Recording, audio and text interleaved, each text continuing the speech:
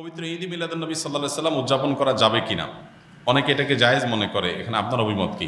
দেখুন, আমি অভিমত না দিয়ে কয়েকটা প্রশ্ন রাখব, অর্থাৎ প্রশ্নের উত্তরে আবার পাল্টা প্রশ্ন আমি ছুড়ে দিতে চাই, বিশেষ করে যাদের এটা নিয়ে সত্যিই জানার আগ্রহ আছে। অনেকে তো প্রশ্ন লেখেন জানার জন্য না, প্রশ্ন লেখেন হলো ওনার পক্ষের মতটা বের করে আনার জন্য।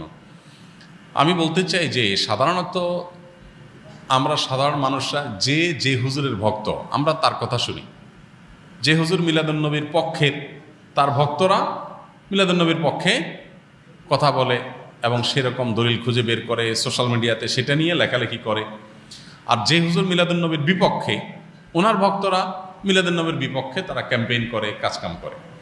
আমার কথা হলো যে আপনি হুজুরদের পক্ষ বিপক্ষ না নিয়ে কয়েকটা প্রশ্নের উত্তর খোঁজার জন্য আপনি নিরপেক্ষভাবে চেষ্টা করেন। আপনি নিজে একটু সচেতনভাবে, সতর্কভাবে, অনুসন্ধানের দৃষ্টি নিয়ে এই প্রশ্নগুলোর উত্তর খোঁজার চেষ্টা করেন। আপনি শুধু উত্তর খোঁজার যদি সিরিয়াস চেষ্টা শুরু করে দেন এবং নিরপেক্ষভাবে চেষ্টা করেন, আমার বিশ্বাস যে আপনাকে আল্লাহ তাআলা হেদায়েত এবং সঠিক পথ যেটাই সেটা আল্লাহ তাআলা আপনাকে দেখিয়ে দিবেন। শর্ত হলো আপনি আগে গিয়ারটা নিউট্রালে এনে তারপরে খুঁজতে হবে। আমরা যারা গাড়ি চালাতে জানি তারা জানি যে গিয়ার, আপনার ম্যানুয়াল গিয়ার সাধারণত গাড়ি, এটা আপনার নিউট্রালে থাকার পর স্টার্ট দিলে গাড়ি স্টার্ট হবে। গিয়ার একটা দিয়ে রেখে দিয়েছেন আগে, এরপর আপনি স্টার্ট দিচ্ছেন, তাহলে গাড়ি কি হবে না? স্টার্ট হবে না, গাড়ি দৌড় দিবে, লাফ দিবে, সেটা সঠিকভাবে সার্ভিস দিবে না। এখন আপনি নিজে আগে মিলাদুন্নবীর পক্ষের অথবা বিপক্ষের একটা গ্রুপের থেকে এরপরে বলতেছেন হ্যাঁ এই ব্যাপারে আপনি কি বলেন, কোরআন হাদিসে কি আছে, আপনি জানার চেষ্টা করছেন। এইভাবে আপনি আসলে সত্য জানতে পারবেন না। সত্য জানতে হলে আপনাকে নিউট্রালে থাকতে হবে, যে ঠিক আছে আমি এটা নিয়ে অনুসন্ধান চালাই, পড়াশোনা করি, স্টাডি করি এবং আমার স্টাডির পর নিরপেক্ষভাবে সত্যিটা জানার জন্য আমি চেষ্টা করি। আল্লাহ তাআলার কাছে দোয়া করি আল্লাহ যেন আমাকে হেদায়েত করেন, গাইড করেন, তাহলে আপনি ইনশাআল্লাহ সঠিক পথ পাবেন। এবার আসেন প্রশ্নগুলো কি কি। এক নম্বর প্রশ্ন হলো, নবী করিম সাল্লাল্লাহু আলাইহি সাল্লামের যেদিন জন্ম হয়েছে, মিলাদুন্নবী মানে হলো নবী সাল্লাল্লাহু আলাইহি সাল্লামের জন্ম, এটাকে কেন্দ্র করে উদযাপন, আনন্দ ইত্যাদি।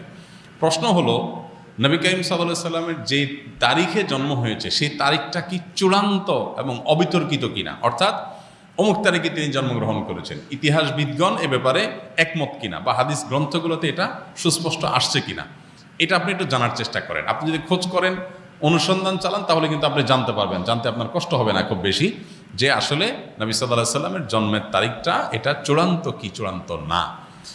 আপনি যদি অনুসন্ধান করেন, আপনি দেখতে পাবেন যে নবী সাল্লাল্লাহু আলাইহি সাল্লামের জন্মের এক্সাক্ট তারিখ নিয়ে ইতিহাসবিদদের মধ্যে নানা রকমের মত আছে। তাহলে কিভাবে আপনি চূড়ান্তভাবে একটা দিনকেই নিশ্চিত করে ধরে সেদিনকে আপনি উদযাপনে যেতে পারেন? নাম্বার এক, আপনি খোঁজার চেষ্টা করেন যে ওনার জন্মের তারিখটা এটা কি সুনির্ধারিত, অবিতর্কিত, নাকি এটা নিয়ে নানা মত আছে, আপনি একটু পড়াশোনা করার চেষ্টা করেন। নাম্বার দুই, নবী করিম সাল্লাল্লাহু আলাইহি সাল্লামের জন্মের তারিখটাকে তিনি নিজে উদযাপন করেছেন কিনা প্রতি বছর, এটা আপনি একটু জানার চেষ্টা করেন।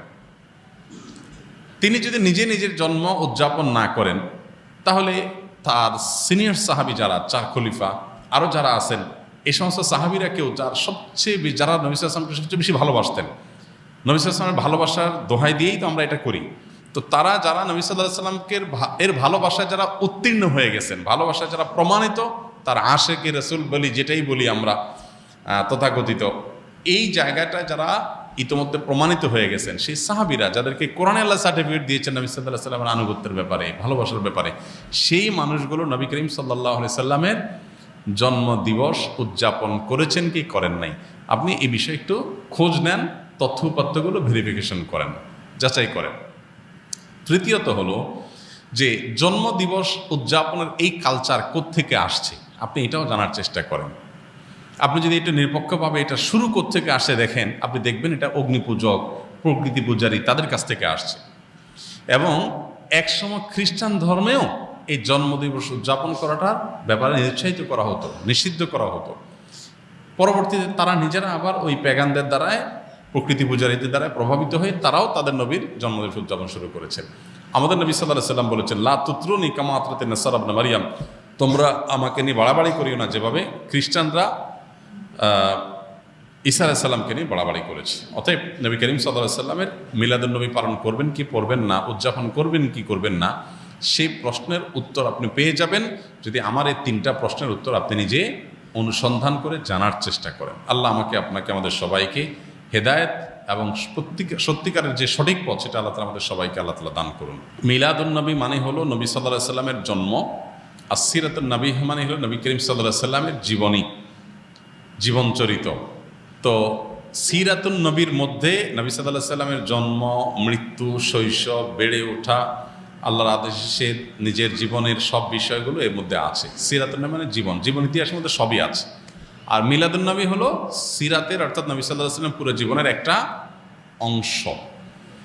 এটা হলো একটা পার্থক্য। আরেকটা বিষয় হলো যে মিলাদুন নবী এটা আসলে উদযাপন বা অনুসরণ করার বিষয় না। নবী সাল্লাল্লাহু আলাইহি সাল্লামের জন্মকে আমরা চাইলে অনুসরণ করতে পারবো না, যে উনি যেভাবে জন্ম হয়েছেন, যে তারিখে হয়েছেন, ওই তারিখে আমি হব, এরকম কোনো অপশন নাই তো। কিন্তু সিরাতুন নবী যেটা, এটা কি করা যায়? অনুসরণ করা যায়।